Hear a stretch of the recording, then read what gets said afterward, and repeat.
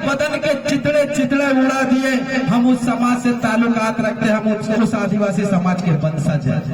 जिन्होंने अंग्रेजों के सामने, न मुगलों के सामने, न वैदिक काल में, न किसी और के सामने, पर आजाद भारत में मौजूदा सरकार ने पॉलिसी बनाकर हमारे आदिवासी समाज की दुर्दशा बदतर कर दी और हमारे समाज के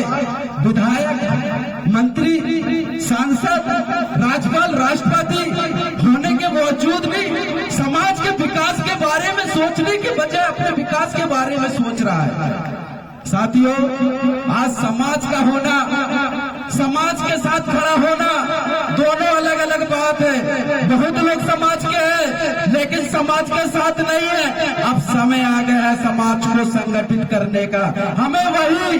गौरवशाली इतिहास को वापस लाने का काम करना होगा जिस तरीके से हमारे समाज के महापुरुष क्रांतिकारी वीरांगनाओं ने अंग्रेजों और मुगलों से लोहा लेने का काम किया था। आज वही वैसे ही आजाद भारत में काले अंग्रेजों से हमें लोहा लेने का समय आ चुका है। साथियों, इस देश को देश बनाने के लिए 565 रियासतों में से 258 रियासतों हम आदिवासी समाज की जोड़ी गई। इसके बावजूद भी इस देश की मौजूदा सरकार ने हमने बड़ी बड़ी फैक्ट्री, बड़े बड़े कंपनियां बनाने के लिए जमीन आदिवासियों ने दिया, बांध बनाने के लिए जमीन आदिवासियों ने दिया,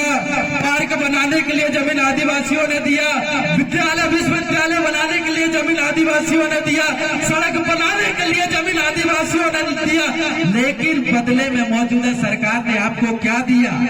गरीबी, भुखमरी, अन्याय, अत्याचार, शोषण, बलात्कार, ये हमारे समाज को देने का काम किया। अभी भी समय है, हम सब मिलकर समाज बनाने का काम करते हैं। ये मेरे आदिवासी समाज के लोगों, मैं आप लोगों से कहता हूं कि हमारे तमाम जितने भी उन नेताओं से हमें उम्मीद भी नहीं लगाना चाहिए जो लोग 20-20, 25-25 उम्र बड़ी बड़ी राजनीतिक पार्टियों से संबंध रखते, विधायक से लेकर राष्ट्रपति तक पद में रहने के बावजूद भी हमारे समाज को यदि इनके पास में देने के लिए कुछ है तो मैं बता दूं, यात्री प्रतीक्षालय, शौचालय, पानी के टैंकर, गांव में चबूतरा बनाने के अलावा इनके पास में कुछ नहीं है। यदि इनके पास में कुछ मांगने के लिए जाए तो यही यात्री प्रतीक्षालय, शौचालय, पानी का टैंकर और चबूतरा बनाने में पूरे आदिवासी समाज को उलझाए रखते हैं। साथियों, वह लोग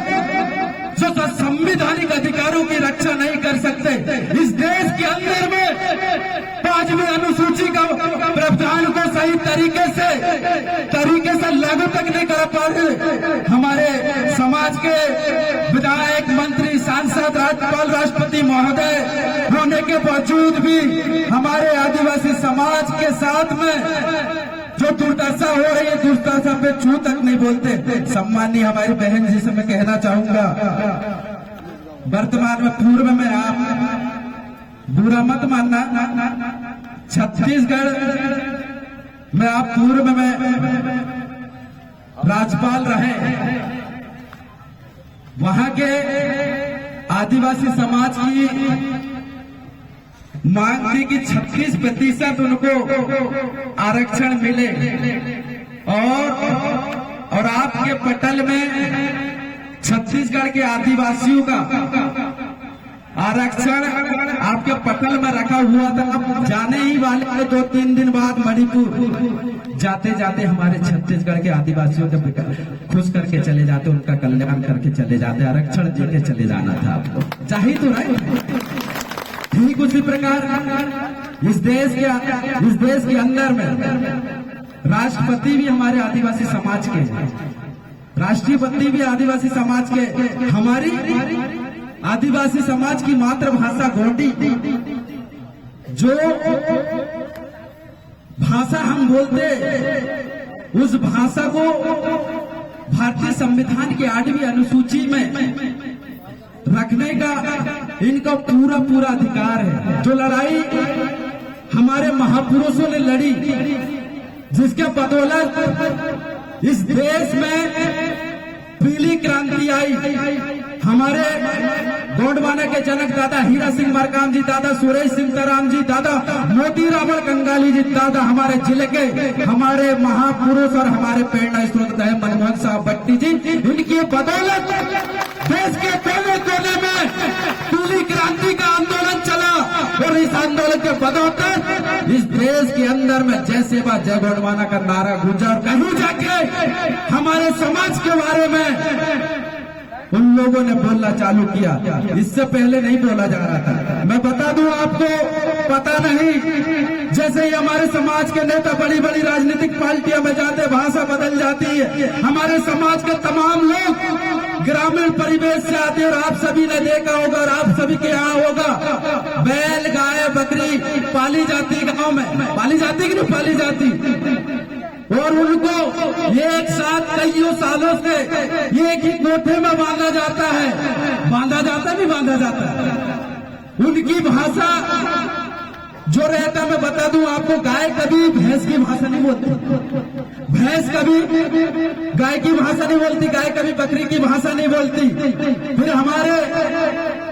समाज के तमाम नेता, फिर अपने समाज के होने के बावजूद भी जिन्होंने जिस समाज में आपने जन्म लिया,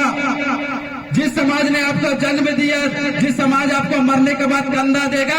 उस समाज के लोगों को, समाज की बोली भाषा, उस समाज के रीति रिवाज, उस समाज के तमाम संसाधन जो लूटे जा रहे हैं और तमाम संवैधानिक अधिकार छीने जा रहे हैं, उस विषय पे आप क्यों नहीं बोल रहे हो। इसी आशा और उम्मीद के साथ हम आप लोगों से कहना चाहेंगे, समय कम है, बार बार बोला जा रहा है, बोलना और कुछ था हमें।